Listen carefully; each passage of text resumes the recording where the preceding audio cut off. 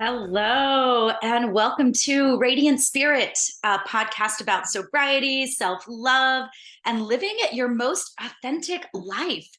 I'm Jennifer Gibbons, and today I am joined with my partner, Matthew Busse, and we are talking about the importance of finding our joy, finding our happy place, and making as many moments of that as we possibly can. So, welcome, Matthew. Thank you for joining me today. Thanks for having me. It's great to be here. So, talking about the importance of finding our joy, finding our happy place, as far as just in the sense that we are all vibration, we're all energy, we're all vibration, and we're constantly fluctuating through the whole variety of levels of vibrations. But the more we can find those higher vibrations, those places that bring us joy and happiness, um, the more help we are doing to raise the collective vibration. I know I fully believe this. I believe you do as well. So what do we have to say about this? What do you want to say about this? Yeah, well, it's such a broad topic. But that's an interesting perspective that you bring up about joy, about how finding our joy, doing things to pursue our joy and our happiness, it's not only good for us, it's good for the greater collective good of humanity. It's one of the most important things we can do to contribute to the world, even though we're often taught and conditioned that to not be selfish, that finding joy and finding happiness is low on the priority list in terms of things we're supposed to do in order to be responsible social beings. Right. This nonsense, this responsible. I felt myself shudder just a little bit, like, ugh, responsible. And it's something that's funny that is what made me shudder, because I have prided myself on being responsible for most of my life. Like, that's one of my qualities I'm bringing to the table. But does that bring me joy? Hardly ever. Yeah. And I think that's common for a lot of us, that feeling of being responsible, being good, being productive. That's what is conditioned into us when we're forced to disconnect from our authentic selves, and we're taught, conditioned that our wants don't matter, our needs don't matter. What matters is fitting in the expectations of others, fitting into the system, fitting in, doing well in school, working. We're conditioned to prioritize all of those things above our own needs and our own wants. And that's part of the reason why depression is skyrocketing in our country and across the world, why health problems, why rates of cancer, autoimmune diseases are skyrocketing across the country and the world, because we're all so conditioned to ignore our own needs and our own wants, and the negative health effects of that are catching up with us. Absolutely. Yeah, you bring up an excellent point on the collective as far as how we can see the effects of the long term dismissing our joy on a global level. It's eating away at all of us. So, and manifesting itself in a lot of ways that like, if you step back and look at what's happening on the collective, it seems so freaking obvious. But when you narrow that down to each individual life, we're still stuck in this mindset that, oh, nope, I've got to get this done. I've got to do XYZ before I can do something that makes me happy. One thing I really have noticed a difference in as far as our life, and when we made that decision of and we are reporting here from the Pacific Northwest, so we don't get a whole lot of sunshine, and that does tend to take its effect and that toll on just getting down. That seasonal effectiveness disorder, that is real, and it is always in effect here in the Pacific Northwest. And I do feel like it affects you a little bit more. I see an immediate effect on you more so than with myself. And on that note, how's that light working out? I think it's definitely helping. Yeah, cool. Yeah. The solar light to help you Yeah. get more vitamin D. Yeah, that we're all depleted from here. But making that change where when we get just a few minutes, the sun is out, drop everything and go outside and read for a little bit. Just soak up some of that natural sun. Mm-hmm. I've noticed a change in myself, and also got a little bit of a tan considering where we live, which is awesome. Um, have you noticed a difference in that, like just overall, how you've been feeling? Yeah, definitely. Especially since we moved in together and we now have a yard where it's possible when the sun comes out for the fleeting minutes that it does during the day, it is possible to have this space to go to and just sit in the sun and absorb it and soak up those nutrients, soak up those mood boosting effects of the sun. Yeah, Right. it's definitely very Yeah. helpful. And I think that that in itself speaks volumes of how finding our joy and finding our happiness doesn't have to be something big. It doesn't have to be, I know, like, I think on like little kid version of me, and it was like, what would make you happy? And I think Disneyland, roller coasters, big money, big things. Yeah. But it doesn't have to be that. I remember kind of going through a little bit of breakdown, breakthrough, I don't know, but struggling to list the things that bring me joy. Do you remember when I was doing that? Probably about a year ago, maybe a little less. Mhm. I don't know. But the things that came up on my list were basic things. It was like writing in my journal, working in my garden, yeah, getting a little bit of sunshine, reading, dancing. It does not have to be anything that costs money. It doesn't have to be anything that is extravagant. Those things are great too. They totally can be those things, but um, it feels super important that throughout each day we need to carve out these little moments, and just little moments of doing something that brings you joy, something that really makes your heart sing. Maybe singing, if that's what does it for you. Drive around the block or whatever in your car, or just listening to a few of your favorite jams, and really just give your heart those warm, squishy feelings. It's so freaking important. Yeah, and make that a priority, just as important as exercise, just as important as eating, just as important as doing work. Yeah, we need to make it a priority to do these little activities that bring us joy, bring us happiness. Yeah, absolutely. I think it's interesting when you said doing work, my immediate inner voice is like, boo. That's just my internal reaction to that. But the reason I feel like it's really important for us to do this on an individual level, and we can think, okay, so we're just doing this on the individual level. How on earth is this affecting the collective? But I think you and I can both attest to this tiniest little ripple effects that we create when we are vibing at our highest frequency. When we are, not only are you just like, you're feeling good in yourself, whoever you interact with, whether it be over the phone, over the internet, whether it just be some stranger in line at the grocery store, post office, whatever, you are sending out that vibration. And it is absolutely having an effect on the people in your circle, or wherever you're encountering other individuals. That ripple effect is being felt, whether you realize it or not. And it is super important that we all find those moments. The more of those snippets of joy we can bring into our lives, the more we are rippling that out into the world and just making our world a fucking better place to live, you know? Yeah, and you can think of doing things you can think of bringing yourself joy as a way of being of service to the world. I mean, we're all taught with the importance of service, and that is a good idea. It is good. It is important to provide service to the world and do things to help the world. But even from just a strictly utilitarian standpoint, when you make yourself happy, you're increasing the overall happiness in the world.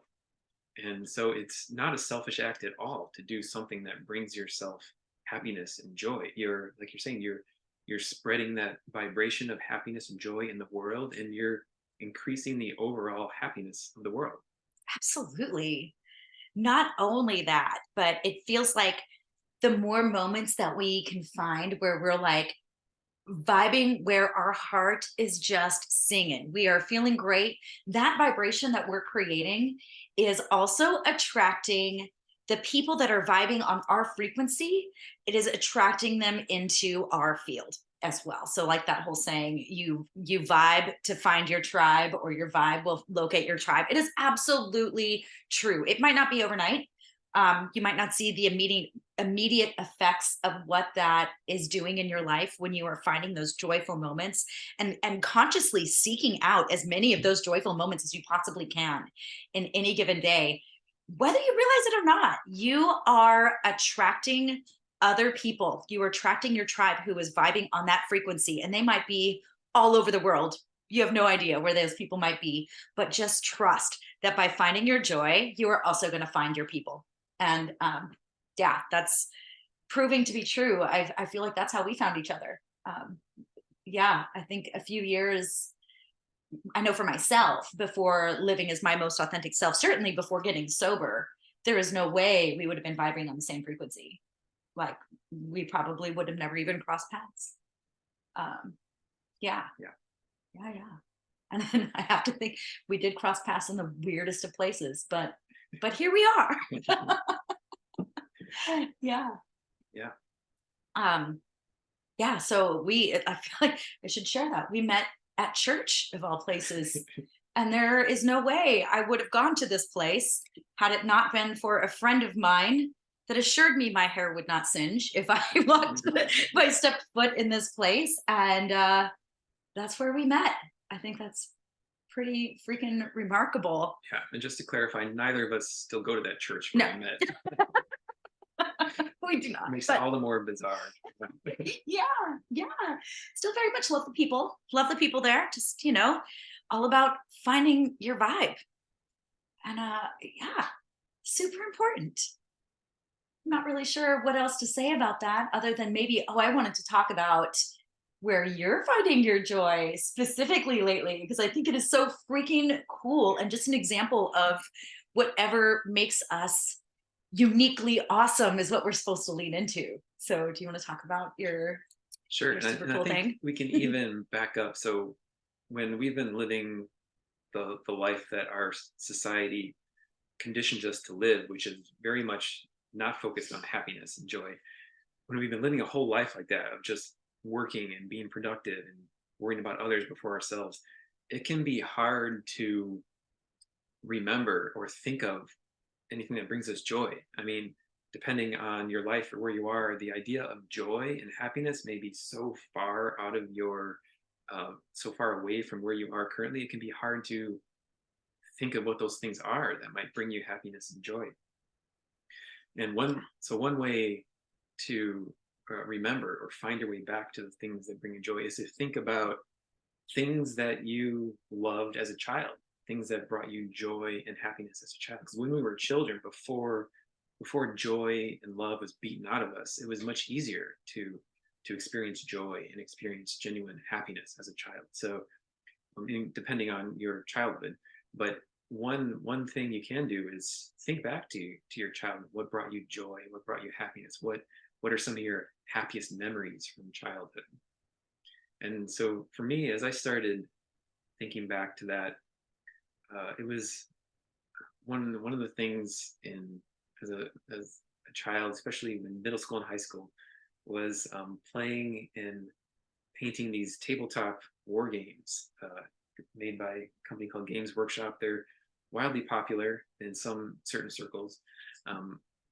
But yeah, when I was especially in high school and college, that was just a huge source of joy because it was this whole other universe that I could escape in. And I had other friends who were into it too. So it was something we could do together socially. And we just spent hours and hours playing these games. And a part of them is painting these tiny little miniatures, painting these little soldiers. And for me, the painting aspect of it was a huge part. And so recently last few months, I've been getting back into that. But it was a journey to make my way back into this, because even I loved it when I was younger, and especially in high school. When I moved to college, I took those miniatures and the paints with me, and I was still painting through college, painting through grad school, not really playing as much, but the painting part still brought me joy. But it was definitely after grad school, I made a conscious decision to stop doing that stuff because it was time to like grow up and get a job. And also that was part of my meditation group, which is a whole other story I won't get into now. But it's definitely, I had this idea that, right, I'm an adult now. I can't have time for this childish stuff. Kind Ooh, of, adulting. yeah. And so like I got rid of all that stuff and really kind of created this mental block in my mind. Like I'm not doing that stuff anymore.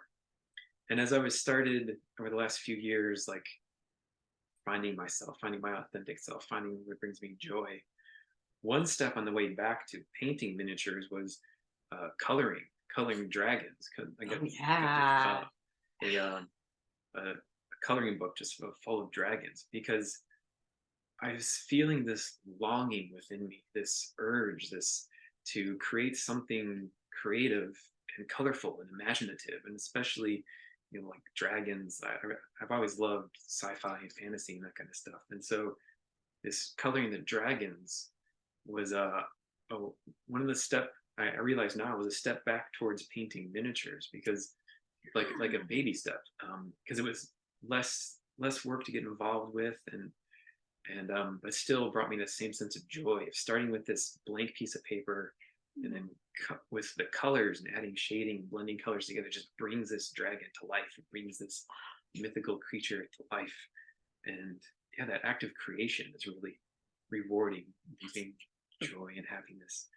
I can see the evolution of that now too when Yeah. you talk about it. I'm like, oh Right. yeah, that's totally what happened.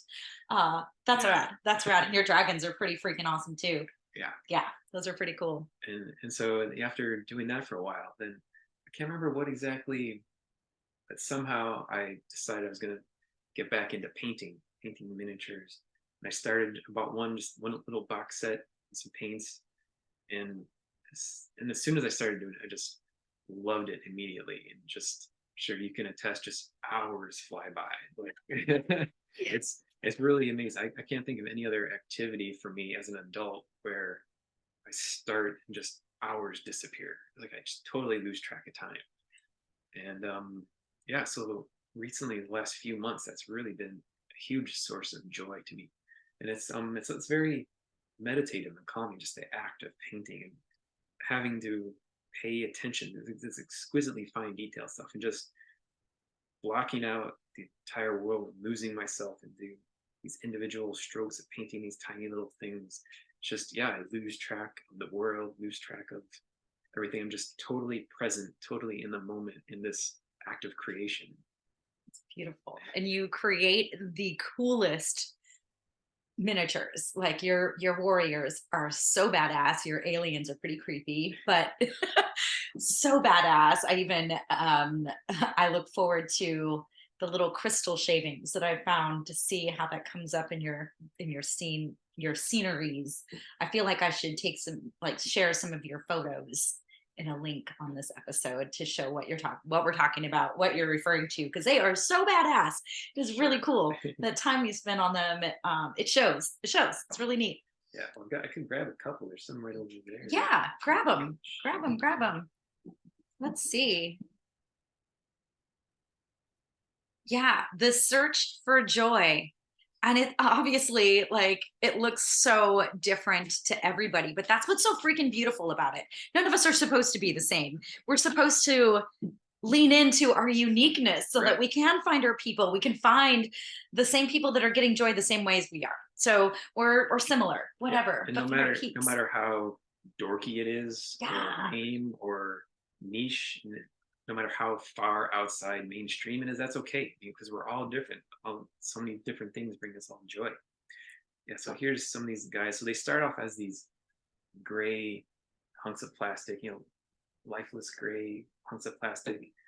Then I add a base coat, and then the fun part is these guys get cool. Yeah, painting in all these little details, the guns and stuff, and there's face and eye. You can't really see the eyes in here, but yeah. So it's just for me. I think what brings me joy is just this bringing this little thing to life, really creating it, and So yeah, just I don't know if it's the herbalist in me or the rock hunter in me, but even on these little miniatures, I'm obsessed with what's on the ground. Even though this is totally fake, I'm like, what herbs are growing right there? What you got? What sort of crystals are in the ground? little tufts of grass and gravel and stuff. Even on miniature level, I am like looking for my treasures on the ground. That is definitely something that brings me joy also. Yeah, identifying plants on the ground, talking to plants as I take a little walk around.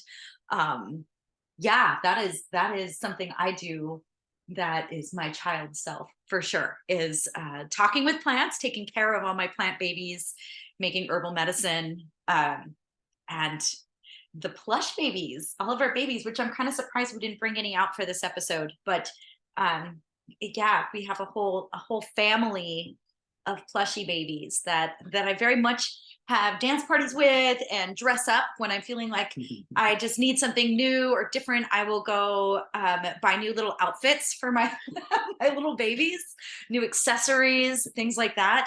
And it very much reminds me of playing with my dolls when I was little. I loved playing with dolls. So yeah, I still do that as an adult. Yeah, we just listen to probably different music now when I with our dance party. It's a little bit different, although not always, because Michael Jackson still comes up in there.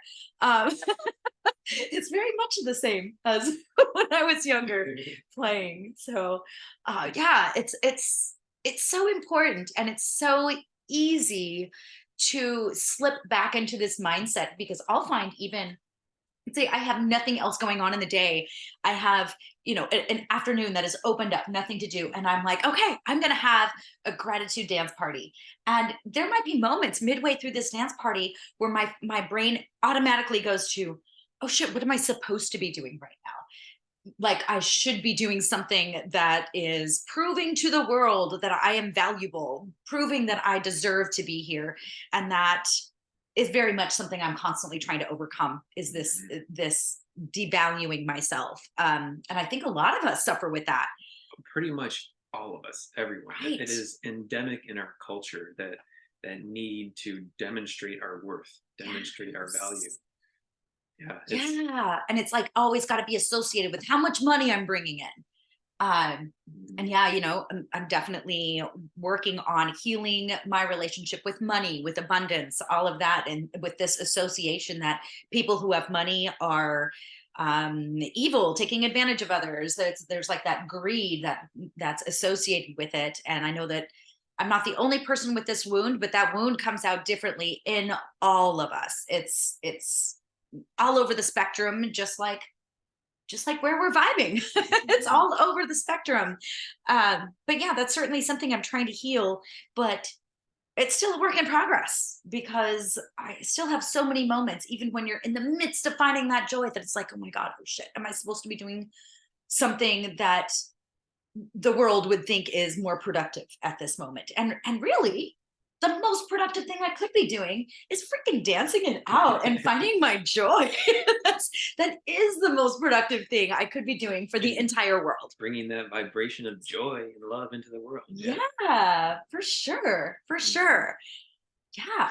Yeah, and that wound you're talking about, that so many of us have. Gabor Mate just talks about that a lot in his book, The Myth of Normal, and on his many numerous media appearances. That wound comes from our childhood, when we don't receive unconditional love from our parents. So almost all of us, because of the wounds our parents inherited, it's this intergenerational trauma that comes down, that somehow we've come to believe, and our parents passed on to us this belief that we're not worthy of love for just being, that we have to do something, we have to earn love, we have to demonstrate our value, demonstrate our worth in order to receive affection and love. And this is a wound that nearly all of us have, but it's so endemic that it's just normal. That's where the title of the book comes from. It's so normal for us to need external validation of our own worth, because we didn't receive unconditional emotional attunement from our parents, or caregivers growing up. And it's a hard wound to overcome, hard coping mechanism to undo, because it's comes from this lifetime of repetitive reinforcement. So it takes effort and repetitive um, effort to undo that conditioning. Right. And in the same ripple effect sense, the more work that we're doing on ourselves individually, the more time we are taking to banish those thoughts, even if it's just for a few seconds, of being like, you know what? I am a grown ass woman in my mid 40s. I do not need to care what my parents think of this right now. I do not. I am not doing this to please mom and dad, but that is so ingrained in me. Like, oh my gosh, I need that gold star. I think of God, there's so many Simpsons episodes that are amazing, but I think of one in particular when like the schools shut down and Lisa is just like needing validation and she's like shaking with a paper and comes into the kitchen and Mark's just like, A plus. Thank you. And she's like, her addiction is soothed for like, the moment. Please evaluate me. Hate me. I feel that way so often. Yeah. But the more that we can stop ourselves and remind ourselves that, oh, wait, this is nonsense. This is what I'm trying to work to overcome. And for myself, it helps to speak it out loud and say, that thought is nonsense. And I'll even say to myself, Jennifer, you are a grown ass woman. You can do whatever you want. And that helps. It helps. And the more moments like that I can get where I am feeling good in my skin, I'm feeling validated by just freaking being here, by existing, that ripple effect is going out in the world. And it might just be that I am in my living room by myself with all my plush babies having a moment, but whatever, that moment matters on the collective. And you know what? It feels good here too. So the more I feel like we can live by example in that and show other people what it looks like to just work through these issues, because they're constantly coming up multiple times throughout the day. You're going to have these thoughts, these feelings come up. And it's a matter of how long are you sitting in that feeling before you can stop yourself and realize, oh, this is unnecessary. I can overcome this. I have the ability to overcome this. I have the power to overcome this. And it is fucking powerful. Yeah, but it's a challenge, especially it's a challenge to undo the programming that's in our brains. And like you said, making those daily small decisions is how we lay down the new neural pathways to start to undo those patterns and create a different pattern, to create a new pattern based around valuing ourselves, new mental patterns based around wanting to do and feeling good about doing things that bring us joy. It's those small daily choices over time that undoes that conditioning, that lifetime conditioning. Absolutely. I thank you so much for speaking to the creating new neural pathways. I was just thinking, oh, I should mention that. And of course, that's something, of course. Get out of my head. Never. Oh, I love that so much. Yeah, it's super important to create those new neural pathways. And it's a practice. It's a practice. And I don't think it's something that ever ends. Right. Yeah. But it gets increasingly better and easier. And easier. Yeah. Yeah. Yeah. But it's a hard slog, especially at first. I mean, from my personal experience, making those daily decisions for months and months, and it's still a struggle. But I found myself noticing after months, it's like, oh, it's a little bit easier now. It's still easy to fall back into those old patterning, but with time, it gets a little bit easier each time to change direction, to change the narrative in my head, and come back to that place of seeking joy and seeking and coming into alignment with my authentic self. Yeah. Yeah, I love it. And I love, again, mentioning our authentic self. I think we hear so much talk about, oh, be your authentic self or whatever. But I know for myself, I don't know, probably about a year, 2 years or so ago, if you had said that to me, be your authentic self, I probably would have inwardly just like rolled my eyes, or maybe outwardly rolled my eyes. Like, what the hell does that mean? And it's a practice, again, of just like finding what unique things make you feel the most joy. And that's it. I think I always used to overthink that. Like I really believe like a couple of years ago, I would have probably thought my authentic self was very much some version of what I envisioned my parents wanted me to be. Mhm. Like, oh, I fit into this mold. I fit into what I was supposed to be. But let's be real, I banished that notion years ago. Why am I still trying to fit into this? Let's be, and it's really a perceived made up box. I'm 100% confident my parents are thrilled about the person that I am today. So all these little ideas and these notions in my subconscious are they're nonsense. They are nonsense.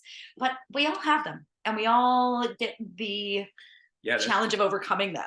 that's part of the widespread social conditioning that causes us to disconnect from our authentic selves. We all face this is another thing in that book, Gabor Mate's book, about how our culture systematically conditions us to disconnect from our authentic selves, and it happens numerous times and numerous levels because we all, as he describes in the book, we all come to situations where we have to sacrifice authenticity in order to maintain attachment to others, Right. because we all find ourselves in these situations where we have to ignore our own needs or our own wants in order to meet the expectations of others or fit into the system, whether it's at school or with our parents, and even things like parent that line about childhood. I think it's less common now, but the whole idea that children should be seen but not heard, Mm, or a good child is a quiet child, or a mm. good child is a well-behaved child. All those things are what those are the situations that forced us to abandon our authentic self in order to maintain attachment to our caregivers. Yeah. Yeah. Wow. That's absolutely true. Um, Yeah, but man, humanity is on the brink of an evolution we have not seen before. And the more we can find our joy, the more this evolution is going to feel a little bit easier. It's just, I mean, evolution is messy, it's chaotic, Bloody. it's ugly. Yeah, yeah, it is. But, and I think that, I don't know, the whole, idea and notion of like what is predicted the Bible, Armageddon, this end of the world that we expect to see in the visual. I fully believe that is happening right now on a spiritual level. I know I'm not the only one who believes this, but we are at a point of spiritual warfare, and you can either choose to be living in your own personal hell, or you could choose to find your freaking joy and rise above it. And really, however difficult that is for you, I mean, it's going to be a challenge for everyone. It's always a challenge to make that change and be putting priority on finding moments of joy in your day versus the things that are just responsibilities. This is what it looks like for me to be this responsible person. Pay all the bills, do your job, do all the things. But joy needs to be equally important. It really does. So, yeah, I don't know that I have much more Yeah, to well, say some on more this. on that spiritual war that we're experiencing right now. Yeah. It's an internal war that each Mhm. of us has to fight ourselves. It's a war between despair and hope. You can think of it, because there, with all of the stuff, all the horrific events that are broadcasted across the news right now, all the horrific things happening in the world, that's all an attempt to break our spirit. Mhm. It's all attempts. It's designed to wear us down, to make us think it's hopeless, to make us Yeah. think that the world is doomed and we're all going to die. And those are amping up. They absolutely are. If you feel like you are surrounded by doom, despair, misery, maybe pay attention to what you're taking in. What are you following on social media? What programs are you watching on TV? What are you surrounding yourself with? Because you can create your own reality. And if you choose to surround yourself and find these with joy and things that make you happy, and you choose to spend an equal amount of time during the day finding your joy as you do doing the adulting or the responsible crap that doesn't bring you joy, um, I fully believe you will notice the change. You'll feel it. You will feel it in every cell of your body. And it's not like there is a blueprint to what that looks like, because finding your joy is going to be unique and different to everybody. So I think I mentioned earlier in this, what worked for me, what helped for me, at least getting on the right path, was making a list of all of the little things that do bring me joy in a day, and they are basic little things. But you were there. I think there was a lot of tears involved, a lot of frustration involved. Winning this spiritual battle it's ugly, it's messy, it's bloody, lots of tears involved. So Yeah, but one idea about that's come up for me recently in a couple of different sci-fi and fantasy books I've been reading. This idea that evil can only win when good gives up.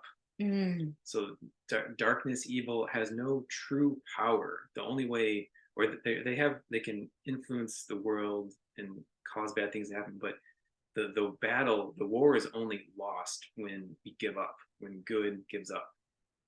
And one way to not give up is to look for the things that are good in your life.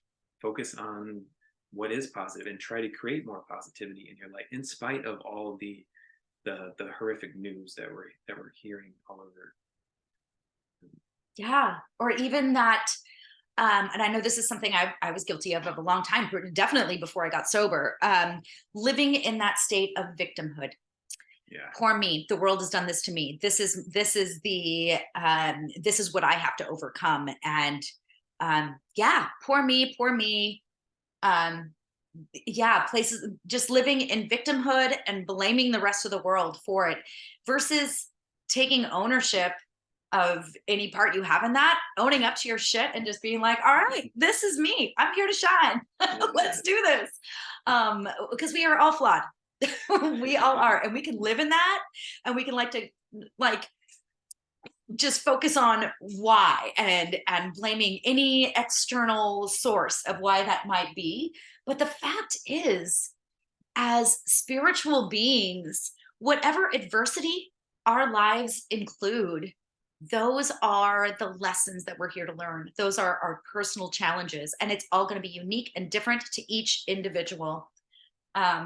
But the more adversity you have to overcome, I personally think the more of a badass you are. So yeah, that's awesome. And really, that is a part of why I wanted to create this podcast, is to celebrate people overcoming those adversities and finding their freaking joy, because it is possible for everyone. I know it is. I have to. So you say I have to. I'm like, it has to be. I know it is. I love that we matched today. This is very, yeah. Of course, no surprise. Yeah, I know, not surprised at all. Not planned, but adorable. I am not sure what else to say on this topic of the importance of finding our joy, but I know I will be posting a link to The Myth of Normal, Gabor Mate. Excellent work. That In the Realm of Hungry Ghosts is one of his books, which is about addiction. Yeah, that was a game changer for me. And really, that book, I know you mentioned The Myth of Normal, and there's so many great things in that as well. But the Realm of Hungry Ghosts, that was a game changer for me in feeling like being an alcoholic in recovery made me lesser of a person, was this notion I had in my mind. And then after reading that book, it really helped me feel more normal and feel more kind of like a badass for overcoming that, which is funny, because if somebody else were to come to me and say had a very similar story, or when people do come to me with similar stories of overcoming their addiction, I am the first person to celebrate how freaking awesome they are. But when it comes to myself, sometimes I'm like, yeah, but I'm not that good enough, my worst critic. But yeah, that conditioning is insidious. Yes. It takes constant effort to overcome. Yeah. like Mad Eye Moody and Harry Potter. Constant vigilance, Potter. Yes. Constant vigilance. Constant vigilance, indeed. Awesome. Well, thank you so much for joining me today to talk about the importance of finding our joy and what we're doing to My find our pleasure. joy. Yeah, I think I'm going to put some links of your super cool or photos of your super cool miniatures, especially the captain. Oh, Do you have any detailed pictures of the captain? I He's just pretty posted cool. some on Instagram Oh, last night. Yeah, yeah. I'll definitely be posting links to that and your Instagram if that's okay. sure. Um, yeah, and again, thank you for joining us today for Radiant Spirit. This was episode 2, and I'm really excited to see what unfolds, where this journey is going to lead. And yeah, I believe that's it. But I am going to put the remaining track of Golden State of Mind, MC Yogi, that got a little snippet of that at the beginning of this episode. Yeah, it felt like a perfect song for this topic. So enjoy, and yeah, please join us next time for Radiant Spirit.